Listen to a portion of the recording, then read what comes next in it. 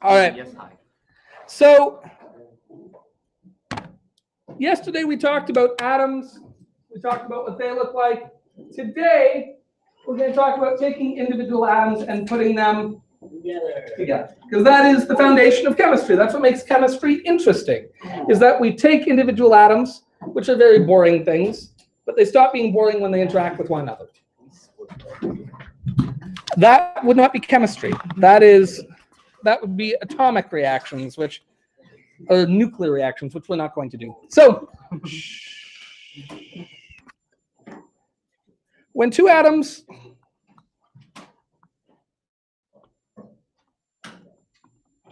and I'm going to use some very scientific language here, okay? So try not to be intimidated. When two atoms are stuck to each other, all right, very scientific, right? We say they are bound together. Yeah. Oh, today's note? Yeah, I'm sorry. There it is.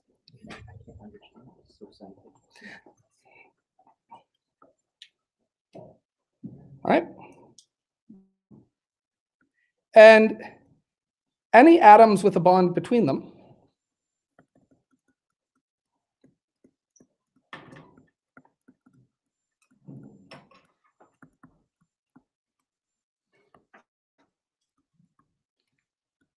form a, and what do we call atoms that are stuck together?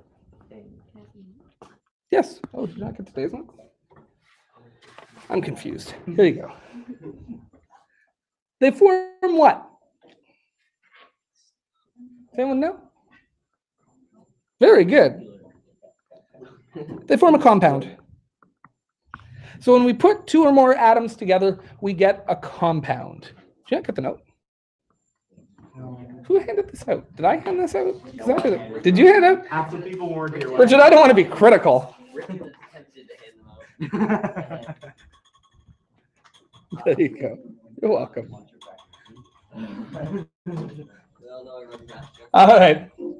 So, it's okay. People came in late. Richard did a lovely job. All right. So there's two basic ways that this can happen. Two, and there's actually more than just two, but for the purpose of this course and the purpose of grade 9 science, where you already did this, there's two main ways that atoms can get stuck together. And it all has to do with electrons. Chemistry is all about electrons. Specifically, if atoms are bouncing around into one another, which electrons are the ones that are going to interact? Yeah, the outer shells. My grandfather was very Italian, and he had a friend, a guy named Dr. Mario, as doctor, and he was very Italian, and he was helping me study for a biology test once. I was in university. I was taking an anatomy class, and I was studying the nerves of the cranium, the nerves of the face. And the first cranial nerve is the olfactory nerve. It's the nerve that goes to the nose. And so he was helping me study, and he was really intense. And so he was asking all these questions, and I was doing pretty well. I was answering them. And I said, all right, Giuseppe, what's the first cranial nerve? And he said, come on, it's the first cranial nerve. And I couldn't remember. He was stressing me out, this old Italian guy staring at me. And I couldn't think of it. And he said, if I took this book and hit you in the face with it right now, what's the first thing I'd hit? And I said, my pride. And he said, your nose. And then, the olfactory bulb. Anyway, so if you think about atoms bumping into one another, if they bounce into each other, the first thing that are going to hit are those outer electrons, right? Does that make sense?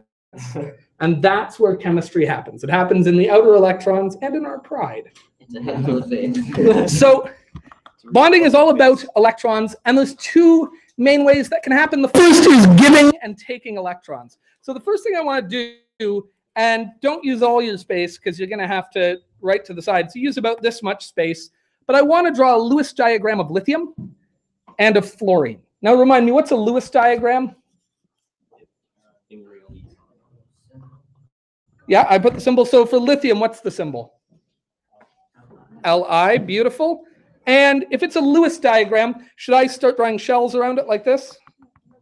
No, because if it's a Lewis diagram, I only care about the outer shell, which we call the valence shell. Good. Now, how many electrons does lithium have in its valence shell? And if we're not sure, how would I find out? Let's take a trip. Oh gosh. I learned to snowboard this weekend, and I am not athletic. In fact, the only reason I do anything athletic is because I like to remind myself how happy I feel most of the time when I haven't exercised and I'm not in pain. And so I fell a lot, like a lot. And I am stiff. Anyway, here we are. So, but I want you to know, like, I'm really working for you right now. This is an act of love because I just feel like curling up and dying right now. Anyway, so lithium is right here on the periodic table. That tells me right away it's in the second row. What does that tell me about it? I don't care for this, but what does it tell me? Yep, I have a full shell and then a second shell, right? So lithium has two shells, the first of which is full. Good. Then it is the first element in that row, which tells me what? 1 electron. To figure out how many electrons are in the outer shell, we always just count over from the left. Just count from the left. So lithium, it's quick counting. It's my kind of counting. It's number 1. So lithium has just 1 lonely little electron. And to help keep track of them here, I'm going to use different colors.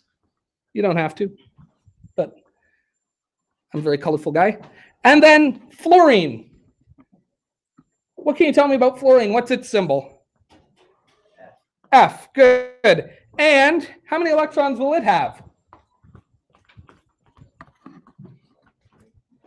Let's take a look. First of all, we don't care, but how many shells does fluorine have? It's right here. 2 shells, right? We know that because it's in second row. Now, how many electrons? Let's all count together, shall we? Let's try again, shall we? 1, 2, 7, 3, 4, 5, 6. All right, we're going to have to try that again. Let's try it again. Listen, you are going to fulfill my deep-rooted desire to be an elementary school teacher, and you're going to do it right now. And I will make you stand if this one isn't good, all right? So, shall we all together now then? 1, 2, 3, 4. All right, pause. Everyone up. Up. Stand up. Come on. Come on. You want to fight? Let's fight. Stand up. Come on. Up we get. Up we get. On our feet. Lève-toi, mes étudiants. Merci beaucoup. All right, let's try together. Counting over to fluorine. Let's go. 1, 2, 3, 4, 5, 6, 7. That still sucks, but it'll lose. Sit down. All right. So fluorine has 7 electrons in its outer shell. And should I draw them like this? Is that good? Will that get you all the marks? No. How should I draw it? Yeah, and compass points, right? 1, 2, 3, 4, 5, 6, 7.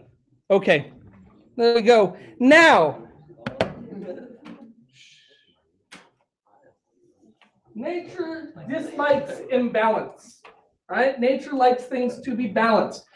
And what we notice here is that neither of these has a full shell, but there's something that should jump out at you. Lithium has this shell that has only just begun. How many electrons in it? 1 lonely little electron. Fluorine, on the other hand, almost has a full shell. It is, in fact, missing how many? 1. With 1 more electron, it would have 8. It would have the full shell. What then do we suppose will happen here? That little lithium will go into fluoride. What happens if we just... Good. And to understand the chemistry again, chemistry is all about what the electrons do. Chemistry is all about electron behavior. In this case, then, this electron that lithium has will get taken by fluorine. Fluorine really wants electrons because it wants to have a full shell. But lithium is not fighting against this, lithium doesn't want to have that one remaining electron. Right? It's a source of imbalance. And this is something you should all pay attention to. If getting rid of one little thing will make your life balanced, get rid of it. Cut it off. And if gaining one little thing will make your life balanced, go out and get it. Does that make sense? Now, well, that's where it gets tricky, right? So now, once this has happened, what does lithium look like now? Well, it has given away its valence electron, so its outer shell now has no electrons. But if it has given away an electron, what's going to be true about it? Yeah, I don't know who said it, but somebody said it, and it was beautiful.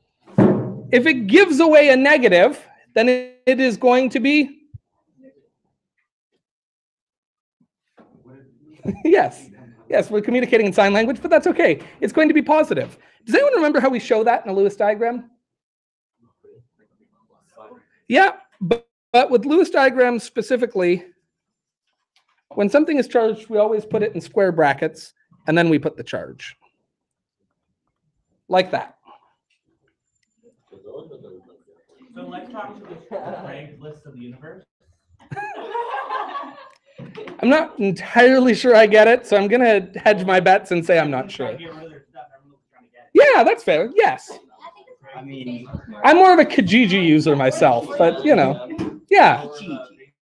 Okay, now what's fluorine going to look like? Yeah, fluorine now has the 7 electrons it started with, but it also has the 1 electron it has gained from lithium, and that means it now has 8 electrons, but it only has 7 protons still, right? I mean, 9 actually, but you know what I mean? It's gained an extra negative charge, so it's going to have a charge of -1. Yeah.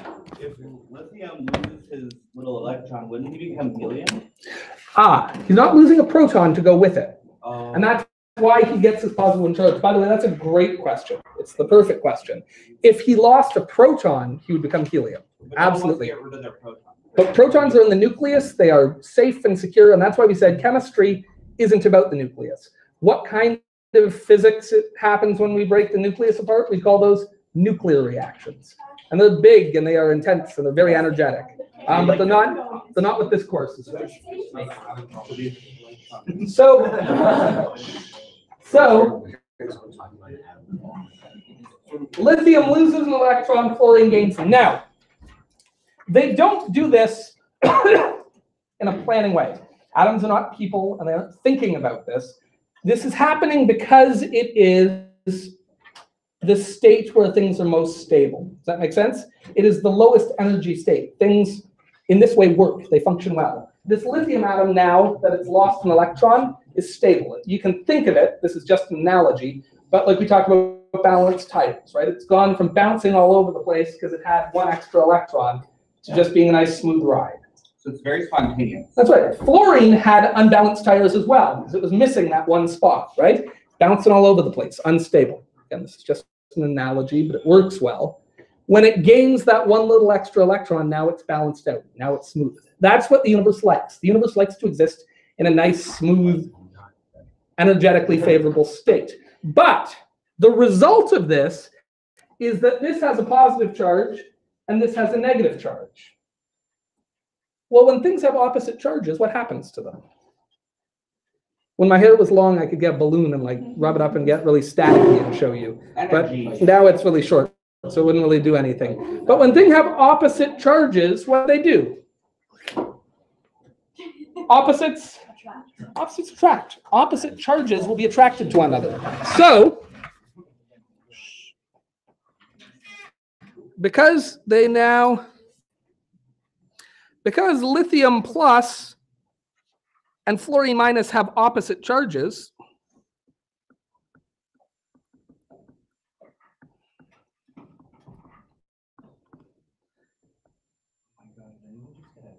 they're attracted to one another.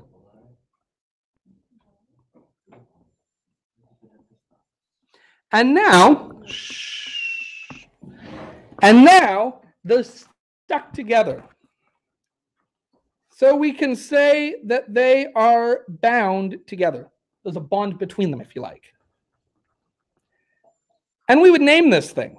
When lithium and fluorine get stuck together, scientists are very creative, so we would call it LIF. Lithium fluoride. We'll talk about the naming tomorrow, but that's the formula of this thing now. One lithium stuck to one fluorine has a formula of LIF. Makes sense, right? Good logical naming system. Now I have a craving to mix bleach and pneumonia. Can we not? All right. I'm going to try to stop yelling here and rest my voice, and I want you guys to try with this one here. And I don't know. You might run into a little sneaky bit. Let's see if you can figure it out. I have faith in you. Richard said you can't do it, but I said, no, Richard, they can. All right. Get to it. Sorry. Calm down there. All right. Oh.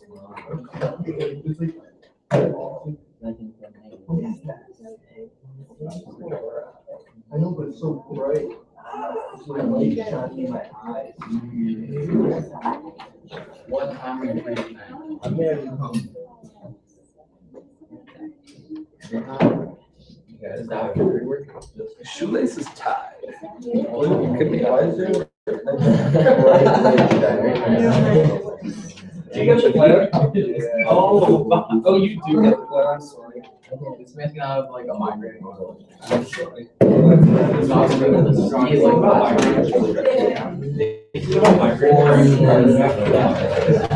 Magnesium and chlorine. Let's get those together. I did it. You proud? By the way, this is just a small note, but you'll note that these are lowercase, and we're going to try to always remember that these are just words. They're just things. Just like pencil. You wouldn't uppercase pencil because you haven't named this pencil. Or rose by any other name. It's just a thing. It's just got a name. So, lowercase. Two of them. That's right. That's good. I remember because we did the exact Yeah, that's the thing. There's only the nice thing is once you get going, you realize there's only so many combinations, right? I can't put his bleach on. What's bleach made of? Yeah. That's a good question. It is. That's I do think I should know. I teach this for a living. All right, cool. Now show me the next side. You're right. Now just like this. What's a similar color? So now did 1, 2. Wait, magnesium, I don't know. That's Mg, right? That's right. Richard, this doesn't work, right? Very good. Yeah, that's right. 3, 7.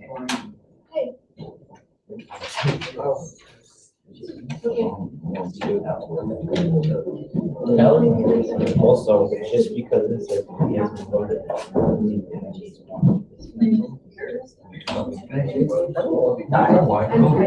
By the way, this already wrote. That looks like these look like so not what I'm looking for, 5, 6, 7, right? And then these things go on. And these are only You take sand from the then magnesium still stuck with one, so we need another.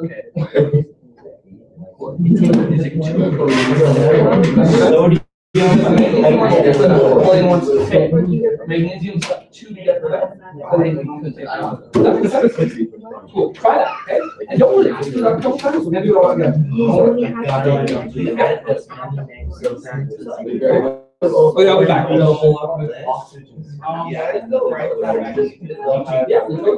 Yes, but you're totally right. So now that I finished the job, this fluorine is only take 1 piece. Because now I do want to get rid of this next one. So we're going to need another. I'm so smart. I'll never Let's go these two. Let's go these two. Fluorine. If you're around Fluorine. So one I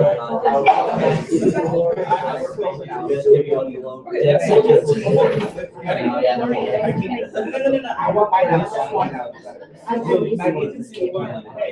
No.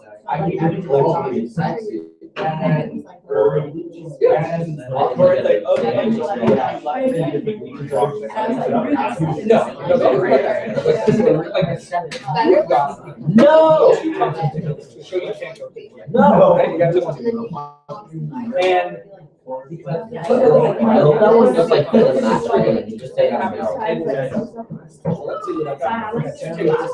no, I'm never gonna get that. You'd be like no belly on this thing. So,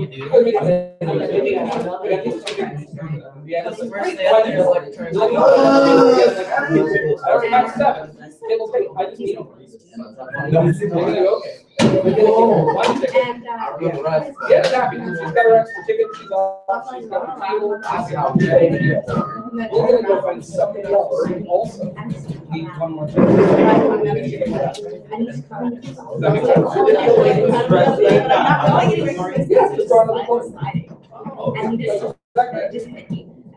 All right, guys, I don't want to cut you off, but let's take a look at this. Let's see what we can do here. And I'm not trying to rush you. And please listen. If I'm in the habit of going either too fast or too slow, let me know. All right. If I need to slow down, I'm more than happy to slow down. If I need to pick up the pace because I'm boring you, I will pick up the pace so as not to bore you. So, and you also don't have to if you're like, I don't want to embarrassingly do that in front of everybody. I get that too. But let's take a look here. Magnesium and chlorine. How would I draw a Lewis diagram of magnesium? And most of you seem to do a lovely job with this. What's that going to look like? Mg, because that's the chemical formula for magnesium. And how many electrons should it have? 2. And we know that because if we come look at the periodic table, I won't make you all count, I promise. But if you look here, it is 2 over from the left side. So that means it's got 2 valence electrons. I'm going to use red for magnesium's electrons, and I'm going to put them here and there. That is like a really big electron. There we go. Okay, now what about chlorine? What's its symbol? Cl. And how many electrons does it have in its valence shell? 7. In fact, if we look here, 1, 2, 3, 4, 5, 6, 7. Chlorine is another one of these gases. It's another atom that is very close to having a full shell. We call these the halides, all these groups that have just 1 electron missing. So, just like above, magnesium is going to do what here? Yeah, magnesium is not going to get up to 8 electrons. Does that make sense? For it to try to get balanced, it makes a lot more sense to lose 2 electrons than to try to gain 6. Does that make sense? So magnesium is going to give chlorine this electron, and now chlorine is, yeah, it's happy, it's full. It's got a full shell. So we could draw that chlorine here, and chlorine has got 1, 2, 3, 4, 5, 6, 7, and the one more from magnesium. And what charge will it have now?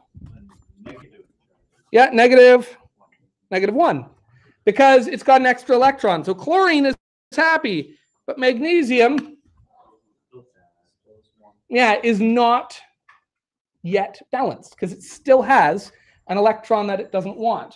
So the nice thing is this: if we are working with chlorine, we never have just one atom of something. Atoms are very, very small, and we always have trillions and trillions and trillions of them. So if one chlorine atom doesn't get the job done, we simply need, yeah, another chlorine atom. That's right. And he's like, chlorine, it's your pal, chlorine. Go over here and get on this It's negative your action. pal chlorine with a completed shell. Remember that full valence shell you've been looking for? Well, listen to this. So there we go. And magnesium can give its other electron to this chlorine. And now we will have that chlorine. It should also have a -1 charge, and it should have 1, 2, 3, 4, 5, 6, 7, and 8 electrons. And what does magnesium look like now? He was like a happy man. Sure. I mean, he's an atom, but we get the idea. Is that why he's called Adam in the Bible? I don't think so. All right, so magnesium has lost 2 electrons, so he's got no electrons in his outer shell. And what will be true about his charge? Positive. Positive 2, because he gave away 2 electrons. Wow, what a nut school guy. And now, the nice thing is this. First of all, what is true about the charge on magnesium versus the charge on chlorine? They're opposites. The chlorines are negative and magnesium is positive. But the other thing is they balance out, don't they? We have 2 chlorines, and because they're -1 each, they provide a total charge of -2. And the magnesium provides a total charge of +2. So on the whole, the thing is neutral. Does that make sense? What would the formula of this be? This would be Mg M, and then the 2 goes here. The 2 always comes after to tell how many we had to use. Actually, that's not where I want to put What that. material does that combination have? So this is called magnesium chloride. Well, I've never seen the table out of the back. Is it safe to drink?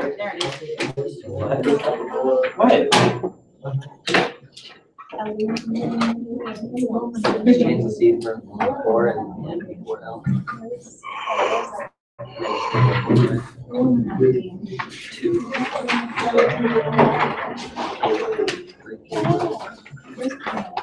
And magnesium chloride is just a crystal. In fact, it makes sense that it would be a crystal. It makes sense that it would be a crystal because if you think about it, you don't have to draw this, but look here. It would be a magnesium, and every magnesium is surrounded by 2 chlorines, right? But then above that chlorine will be another magnesium, which will be surrounded by 2 more chlorines. Does that make sense? And these stack and stack and stack and stack and stack until you eventually get crystals. And this is magnesium chloride here. How does it eat it? Not very excited. I don't know anything about magnesium chloride. Let's take a look. If swallowed, rinse your mouth and call the poison control center. Do not induce vomiting. So there you go. It was just Human trial. Yeah. Again, if swallowed, contact the poison control center What if you just and do not induce vomiting. just slosh it in your mouth and spit out like wine? Brush it off and go. Your intestines really burn.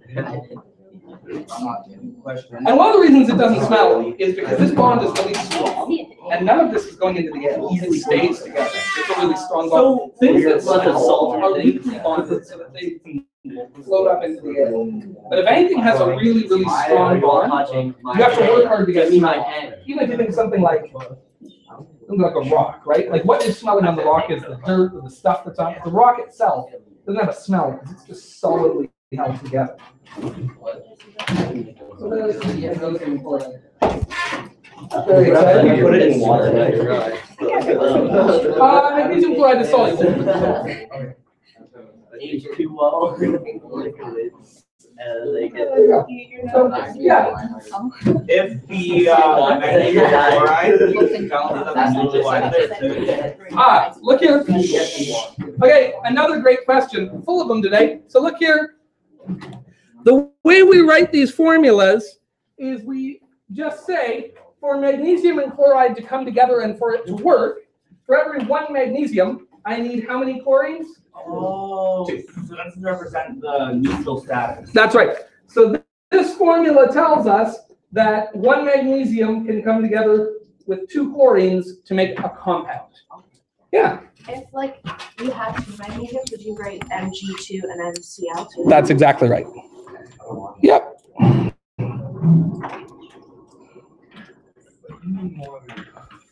Yeah, of course. All right, we're going to try one more example, and this one's even a little bit trickier, but I have faith in you.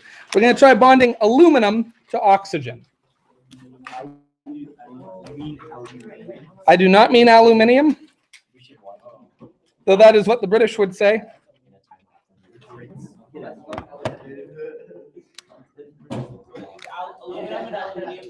Yeah, the British call it aluminium. We call it aluminum. Same stuff. Yeah, what's that car made of? Aluminium. Aluminium.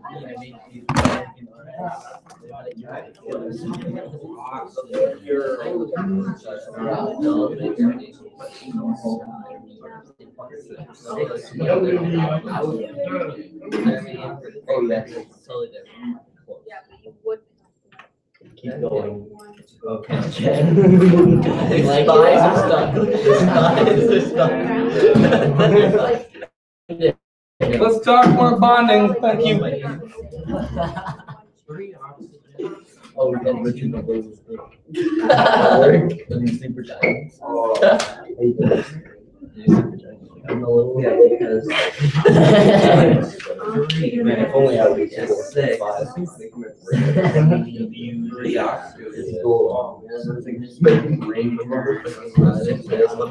on your lap, just me.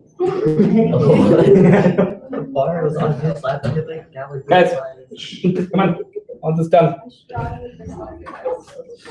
It'll be all right. It's all in the Oh, no. Okay. I don't really understand how to make. Wait, can we take more aluminum? So it's, yeah, you can use more of anything you need. So get you one person. Okay. All right. Which means the periodic table is telling us aluminum has 4 atoms. That's it. And now show me that. Yeah, that's right. Very good.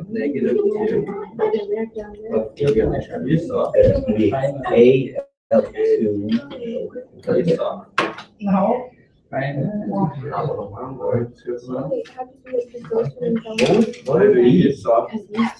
No, I'm good. I got aluminum on. You have an extra? No, I'm good. I need a new back. Does anyone have one of those they want to give me? What is it called? Aluminium. This is a problem. None of these are I know, yeah. So you're going to need more of each of them. I know it's miserable, right? It's not, don't worry. Once you get to it, I think you will do it without the drawings. But the drawings help at first. And actually, I shouldn't say that. Some kids keep drawing all the way through 10 and 11. That's fine. Nuclear is like nuclear science at university thing, or do you want it? We do it a little bit in 12 chem. I think we touch on it a little bit in physics. But we typically touch on it basically. Because really, it gets complex. No. And as a rule, we always put the pen on the way that we discussed. That's perfect. Like that's exactly right. So now what's the time? Good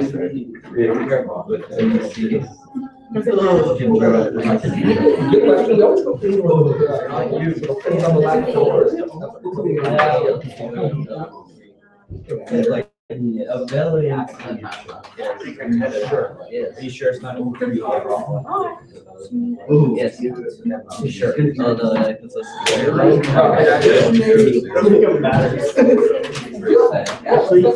I stab you in the jugular. I know.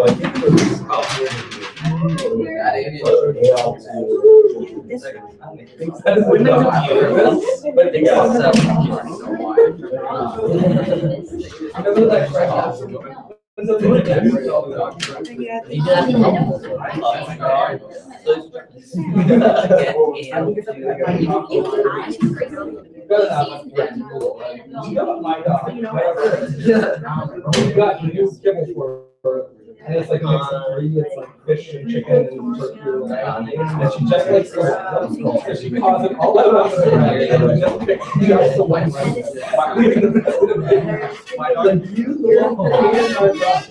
and she won't fill that together.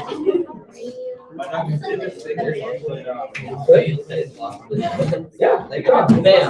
Thank you. I'm not you. Bam. Yeah, that looks good. All right, let's take a look.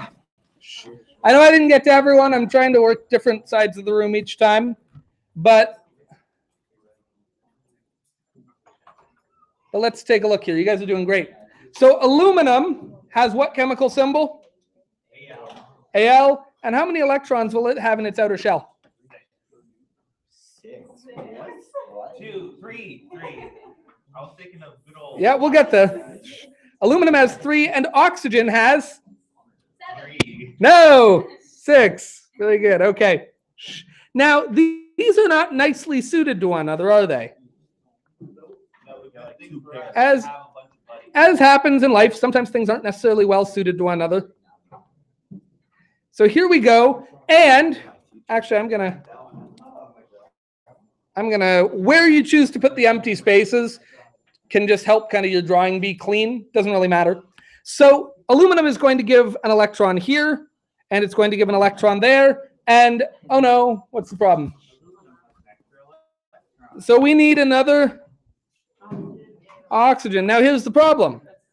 We go 1, 2, 3, 4, 5, 6, and aluminum is able to give it this electron. Yeah. Did I give 7? It's like 6.5. Oh no, no, not that. So there we go. So aluminum is happy. I'm done? No, because oxygen is not. So I've got to draw another aluminum. And aluminum can transfer this electron, but still that means we need another oxygen. And finally, they balance out, don't they? You're the first one to find all this. I would think, okay, this is a war strategy for World War II. I can see it. Okay, here's the allies going to the O's. The O's. And when all is said and done, the aluminum should have no electrons in their outer shell. What will I have to write of them? -3? +3. They've lost electrons, right? So they're giving away negatives. So they will be positive. So positive means minus. No, because the electrons themselves are minus. And the oxygens will have 8 electrons now, but what charge will they have? Negative? Very good. Times 3. I'm not writing it.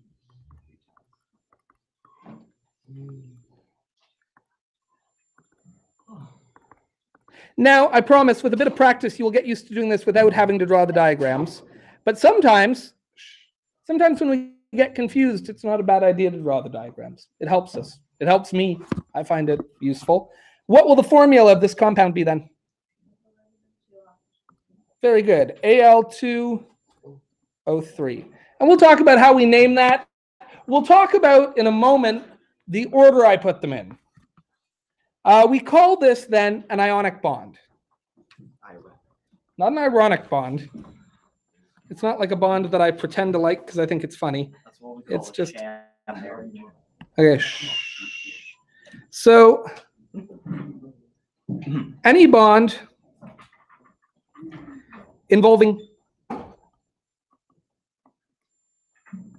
gaining or losing electrons.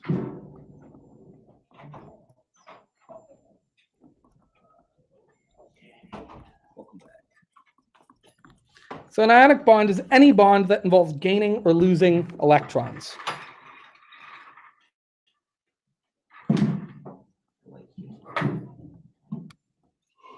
Held together by the attraction of opposite charges.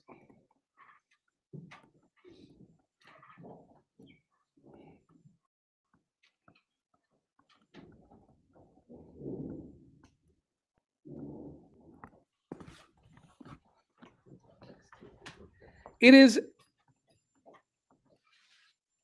strong.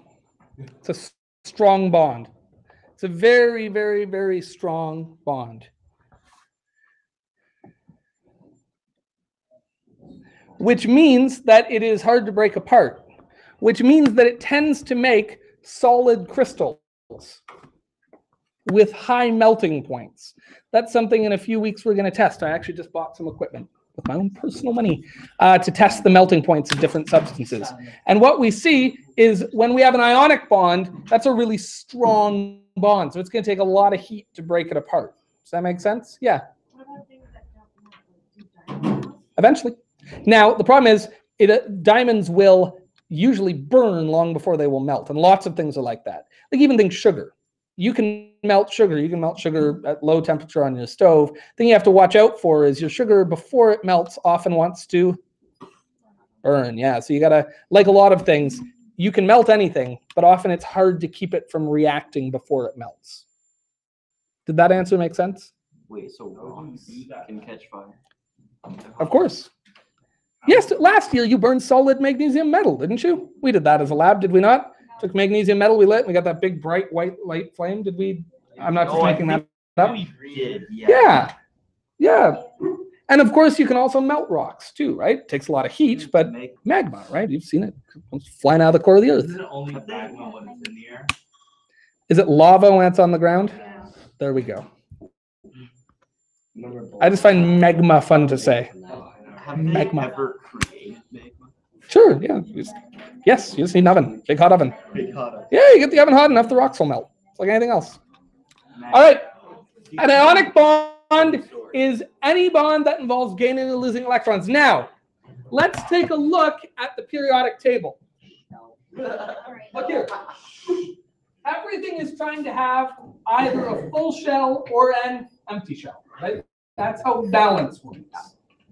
For the things on this side of the periodic table, what is going to be easier for them? Getting a full shell or getting an empty shell? Empty. So everything over here is going to tend to... Unless they're like dealing with. One sec. Yep, one sec. Everything over here, you're right, and we'll get there. Everything over here is going to want to gain electrons or lose them. Lose them. Because it's easier for them to... If you are scandium, it is a lot easier to lose 3 electrons than to gain 1, 2, 3, 4, 5, 6, 7, 8, 9, 10, 11, 12, 13, 14, 15 to get a full shell. Does that make sense? And if you are molybdenum, you're going to have to lose 1, 2, 3, 4, 5, 6 electrons. But even that, and by the way, you're not actually, and we'll talk about what that looks like later. But you have to lose 6 electrons, but that is still easier than gaining 1, 2, 3, 4, 5, 6, 7, 8, 9, 10, 11, 12 more. Does that make sense? So the things on this side of the periodic table want to lose electrons. And on this side of the periodic table, they want to gain them. Does that make sense? If you look here, it is a lot easier for bromine to gain 1 electron than to lose 17. That makes sense? It's a lot easier for sulfur to gain 2 electrons than to lose 6. Is that comfortable? Yeah. Is it possible to have like an interaction like that between 2 of the same element? Yes, and we'll get there. We'll get there. Yes. There's a petition to change Moving on. Okay. one's name to Waluigi. Okay, moving on. So, ionic bonds then happen. Ionic bonds only happen when one of the things wants to give something away and the other wants to gain. Now, everything on the left side of the periodic table, and ready for my beautiful sketch of a periodic table? It's going to be really good because I'm a very good artist. All right, there's my periodic table. Now,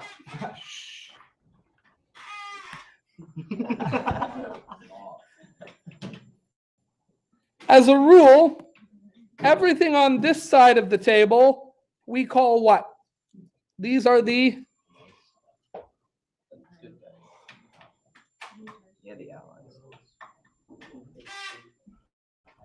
these are the metals. These are the metals. And everything over here, these are all, some of them are gases, but they are all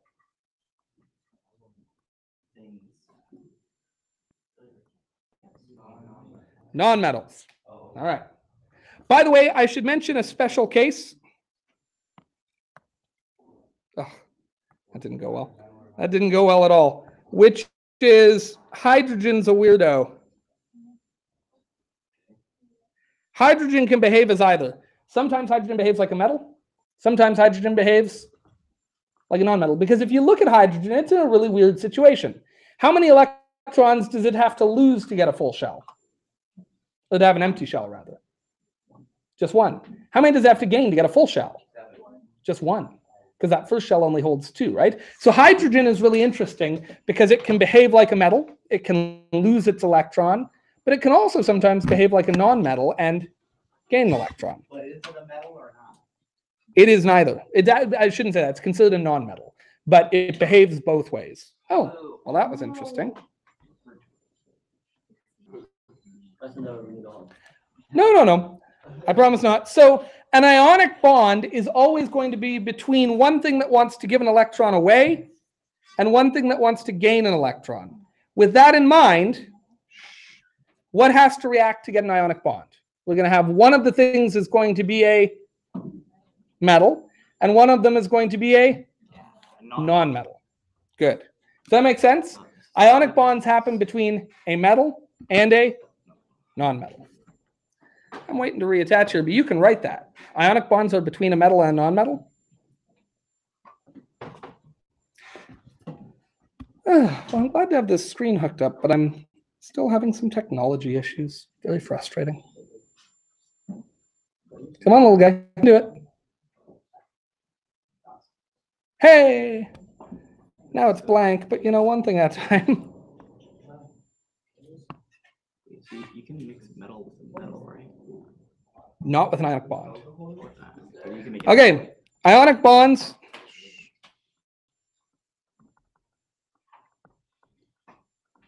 Oh, right, those Are always between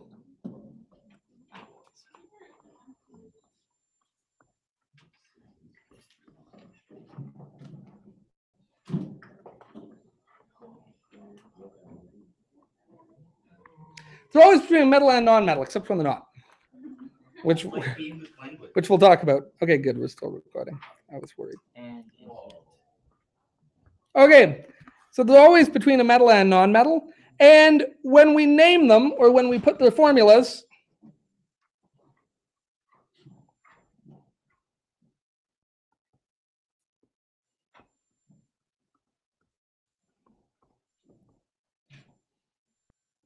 the metal comes first. Yeah, it's a plural formula. Yeah. You can also say formulas if you prefer to be less pretentious. I always shoot for maximum pretense. But that's me. You got to be you. All right. So for example, Li2O is correct. O Li2 is incorrect. Does that make sense? We always put the metal first. Yeah, it does matter. And there's one more thing I wanted to write. Sorry. So if you wrote way too big like I did, I just encourage you to highlight it and maybe shrink it down a bit, possibly move it. Just, you know, make a little room for yourself.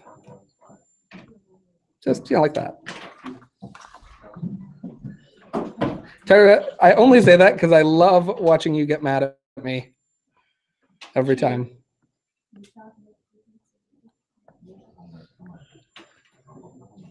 There we go. Okay. Now the X's are in the formula. That's okay. That's okay. I regret nothing. Okay.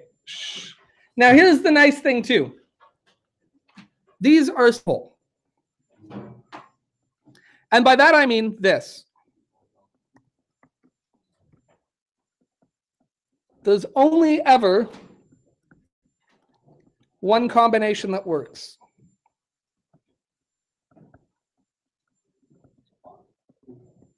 And once you figure it out, you've figured it out. Does that make sense? Once we figured out how magnesium and oxygen come together, we know how magnesium and oxygen come together. Or we didn't do magnesium oxygen, we did aluminum and oxygen. Is that true? So we know that the only way they can make a compound is Al2O3. That is aluminum oxide, and it's the only possible combination. Ionic compounds are simple. They're boring. That's why most of this course, we're going to deal mostly with ionic compounds. Grade 11 chemistry, we mostly deal with ionic compounds because they're the easy ones, because they only come together one way. Does that make sense? Whereas covalent compounds, the other type, the type we're going to talk about next, they're complicated. There's more than one way they can come together. Does that make sense? So with ionic compounds, there's always a right answer, and all the answers that aren't the right answer are wrong. When we talk about the next thing we're going to talk about, covalent compounds, There's an infinite number of ways you can put things together. Covalent compounds are the fun and interesting stuff. You are made mostly of big, complicated covalent molecules. Yeah. Just to clarify two things. Yeah. The hydrogen, because it's weird, it would, like, depending on its role, it would either go first or behind. Very good. If it gives away electrons, it goes first. And if it's taking electrons, it will go second. That's a great question. If you're dealing with two metals or two non-metals. They will not make an ionic bond. They won't? Yeah. Knock on wood, couple exceptions, weird cases. But as a rule, it will either be a covalent bond or no bond at all. Metals form something called alloys, and they do it not by bonding at all, but just by sliding it around one another. That's a gross oversimplification. We'll talk about it later. They do something really weird. Metals share all their electrons in just a big pool. They're communists. You put a bunch. They do. You put a bunch of metals together, and they say, okay, what if we just put all the electrons in a big pool and we just all share them? It's called a continuous syncytium of electrons. They behave weirdly together. That's why they conduct electricity nicely. Anyway, you can go home and say, Mr. Orlando explained to me today that our tap is a communist. All right. Dad, did you know that our truck bed is a communist? Yeah, I didn't know. Okay, so look here. So there's another way. There's another way that we can react things. And let's look here. If I put nitrogen and fluorine together, look at the periodic table and tell me about nitrogen. It's N. 5. And it has 5 electrons. And actually, I'm going to draw it here. 1, 2, 3, 4, 5. Okay. Now, fluorine, how many electrons will it take? Fluorine is F. Yeah, how many does it have? 7. 7. 1, 2, 3, 4, 5, 6, 7. Here's a good rule of thumb. Non-metals don't like to give electrons away because they're all more than halfway to a full shell. Does that make sense? Think of it this way. If you're collecting like comic books and you had over half of the comics in one series, you're trying to buy the rest of those. You're not looking to sell, right? Does that make sense? You've almost got the full set. Likewise, nitrogen here is close to a full set. It only needs 3 more electrons. It's not looking to get rid of. Fluorine is really close. It only needs 1 more. Are either of these going to give away an electron? No. So they reach a compromise. Suppose I have almost all of X-Men 92 Volume 1, but I'm missing just 1. And let's say Deanna also has almost all of them, but she's missing a different one. What could we do with our collections? We could share. We could join them together. Of course, I would then steal them in the middle of the night and run off to Mexico, but that's neither here nor there. So what can happen is this. Sharing works this way. They both have to contribute. So nitrogen can take one of its electrons that's missing a pair, and it can say, okay, I'm going to pair that with yours. And these are now shared between them, which means nitrogen has both of these electrons. But fluorine also has both of these electrons. Does that make sense? The electrons actually now orbit both atoms. Do a big wide orbit around both. They're shared. Now, that means fluorine is now full. Nitrogen is not. So we're going to need 2 more fluorines. Very good. We're going to put 1 more fluorine here. And it, too, is missing just 1. So it can share that pair. Wait, can it not share the same one as the other fluorine? No, it's already being shared. Well, you can share between one and two. Not in atoms. They get jealous. Just doesn't work. Wait, who's the guy who makes content? And the last one up here will also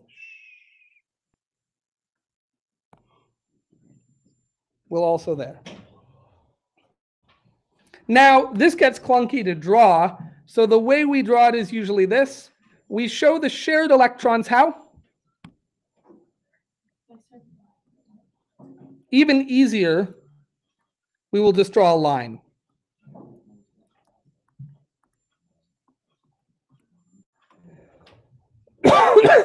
But we still have to draw any electrons that aren't shared. How many electrons does nitrogen have that aren't shared? 2, so I have to draw them in. And each of the fluorines has not 7, because they have to contribute 1 to the shared pair, right? So they all have 6 that aren't shared. Yeah, remember, a sharing is always equal. Both partners have, well, it's not always equal, but it's always mutual. They both have to contribute 1 electron.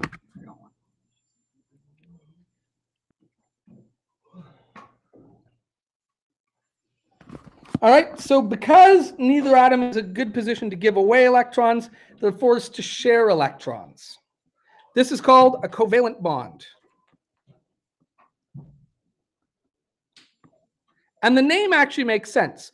Co means sharing, right? Cohabitating means living together. Co-parenting means parenting together. Co-teaching means teaching together. Covalent means having electrons that are in both of your outer orbits. You share them. This is called a covalent bond. That's right, yeah. And it's weaker, much weaker than an ionic bond. Why is it weaker? Okay. The short version is it just is. The longer version is that it's weaker because for this to work, the electrons have to be able to orbit both atoms.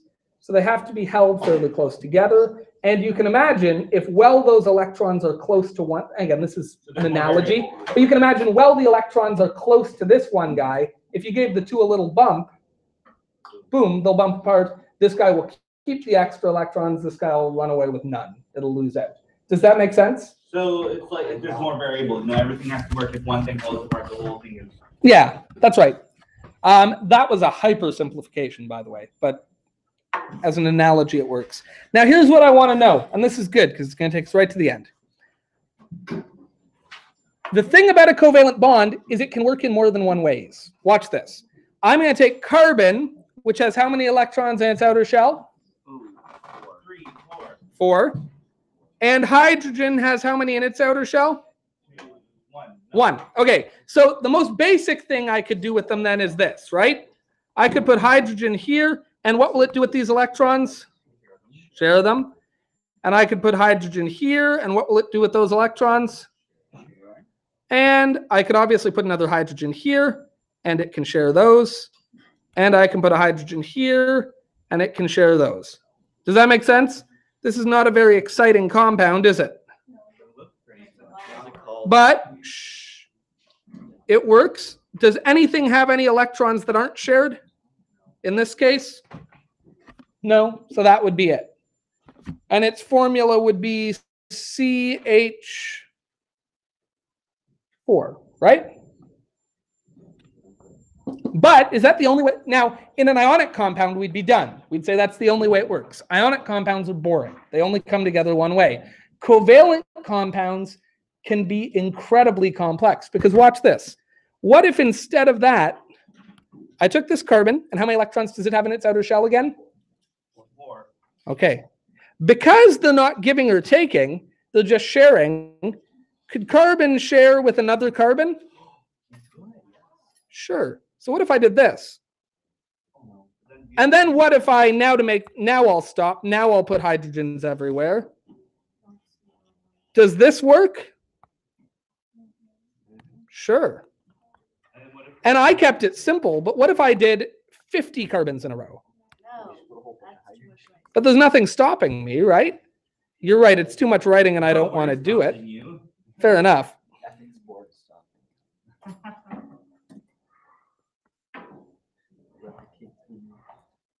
But does everyone see this? We now have, what would the formula of this thing be? Very good. And this is just as real. Those are both totally legitimate ways of putting this together. And do you see how we could do this all day? In fact, if you take grade 12 chemistry, and I encourage you to because it's a great course, you will learn about how to name one of these things and how to work with them in the chemistry if it is like 12 carbons long and has a branch of 3 carbons coming out here and then goes in a loop there. You are made of covalent compounds. And covalent compounds are really complicated. Does that make sense? Here's what I want you to take away. If I give you a metal and a non-metal, they are going to give and take electrons, and it's going to be easy. There's only ever one right answer, and you should be able to find it. But if I give you non-metals together like this, well then, you can put them together all kinds of different ways. Your homework is here. Now listen to me. Look. Look here. Hi. Look at me. We're going to move fairly swiftly through this chemistry unit. I'm going to give you homework every day in this chemistry unit. You've got to get it done. All right? Listen, look at me. You do not want to fall behind on it. This stuff is simple if you keep up with it, I promise. The nice thing is this. On any given day, if you try the homework and don't understand it, then you know what you need to know. Does that make sense? But you're not going to get anywhere if 5 days from now you're like, ah, crap, I don't know Tuesday's lesson. It's too late at that. I mean, it's not too late, but it's later than is ideal at that point. You want to get on these things quickly, okay? So I gave you just a very little bit of homework today. Make sure it gets done. I would start it right now because you got 4 minutes left, kids. No, I gotta use your time. I gotta focus on what I gotta do. Tomorrow I'm going to take a look at. The other thing is this. Tomorrow we are going to talk about your labs. So I'm not even talking about it today, but if you have not yet done research and gotten numbers, make sure you do, okay? And if you're not sure what you should be doing, make sure you talk to me. But you're going to need those by tomorrow or you're going to be incurring late marks, which you don't want to do, all right? You will not have class time to gather data tomorrow, no. You got to come in with it gathered. Here's that then. Oh my God. Yeah, go nuts. Go nuts.